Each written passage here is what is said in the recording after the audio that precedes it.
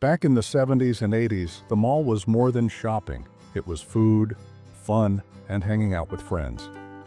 Over the years, many of us grew to love the restaurants in mall food courts. But what happened to them? Join us as we look back at some of the mall restaurants we loved from the past. Ready? Roy Rogers.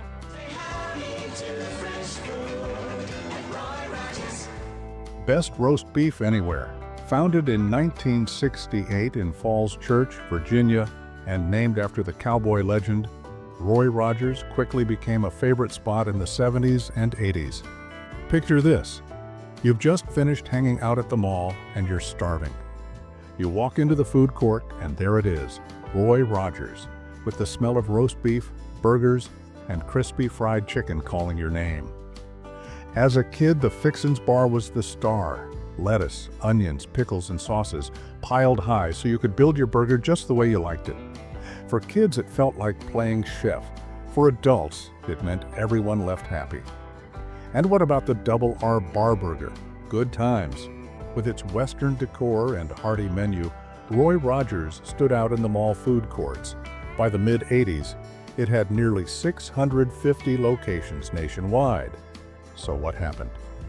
After Marriott sold the chain in the early 90s, ownership changes and fierce competition from McDonald's and Burger King caused it to fade. Today, only a handful of restaurants remain in the Mid-Atlantic, keeping the memories alive. Chick-fil-A Dwarf House. You wanna lose the fast food blues, it's Chick-fil-A, Chick-fil-A. Long before it became a national favorite, it all started with the Little Dwarf House in Georgia back in 1946. By the 70s, Chick-fil-A was popping up in mall food courts across the South, and for many, that first chicken sandwich or waffle fries came right there at the mall. Those early spots served more than just sandwiches. You could get burgers, chicken pot pie, and even breakfast. But the real star was always the juicy chicken breast on a buttered bun with pickles. Simple, but unforgettable. And back then, a $20 bill went a long way. You could grab your sandwich and fries, pick up some gummy bears and cashews, catch a movie, and still have quarters left for arcade games. Those were the days. And who remembers when they still served coleslaw? Who else loved it? It really was the best. Today, Chick-fil-A is everywhere, but for those who grew up with it in the mall food court, the food just seemed to taste better. Do you agree? Share your memories with us. York Steakhouse. York Steakhouse. Do you remember grabbing a steak dinner at the mall? That was the magic of York Steakhouse.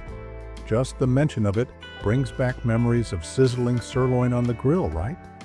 Founded in 1966 in Columbus, Ohio, it grew quickly during the 70s and 80s, with more than 180 locations across the U.S.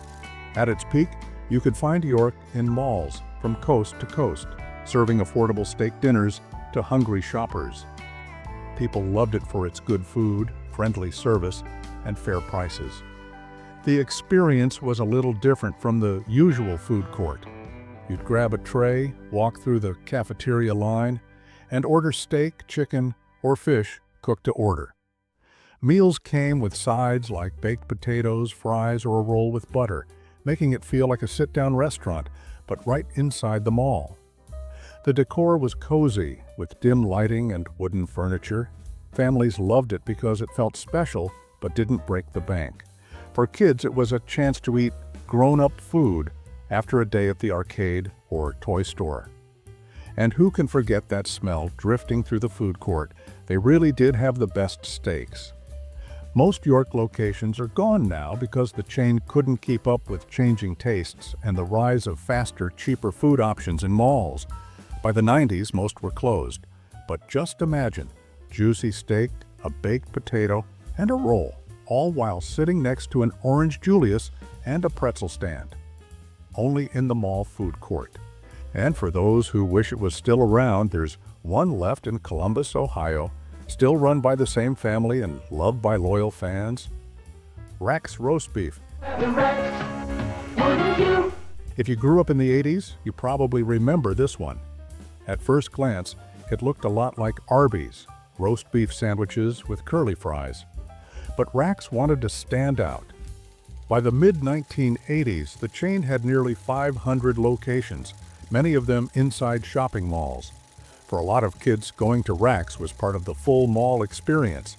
No parents hovering, no bad weather, just games, candy, and plenty of food. And speaking of food, the menu had more than just roast beef. You could get baked potatoes, taco pockets, and even dessert bars. But the real star was the salad bar. It had soups, sides, and desserts, kind of like the old Wendy's Super Bar. Some people even called Rax the champagne of fast food. People loved it because it felt like a step up from burgers and fries. Families grabbed roast beef sandwiches, while kids piled their plates high at the salad bar. It was tasty, different, and fun for a mall meal. So why did it fade away?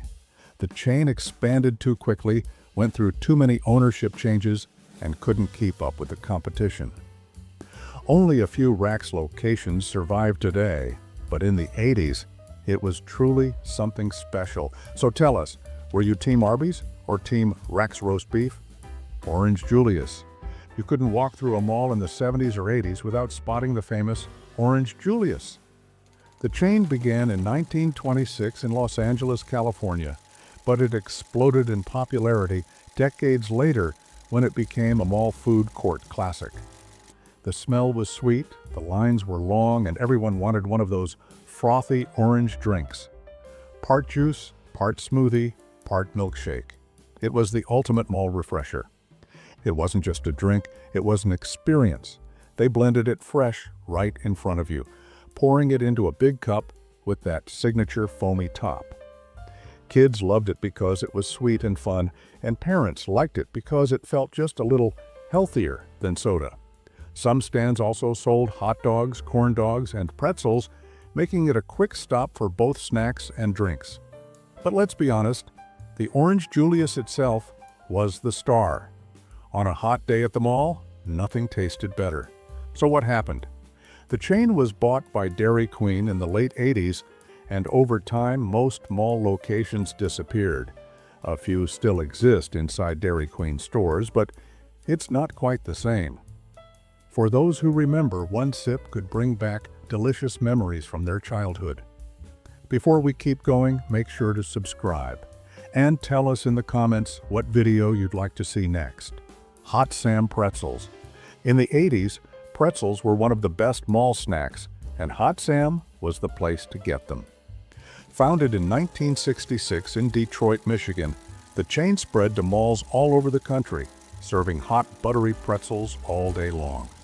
The menu was simple: classic salted pretzels, sweet cinnamon sugar, and cheese or mustard for dipping.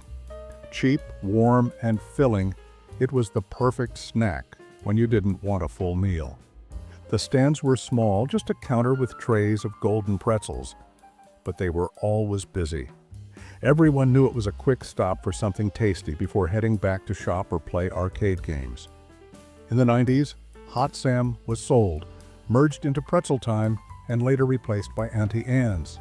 The name disappeared, but come on, who wouldn't trade today's giant pretzels for just one more Hot Sam from the mall food court?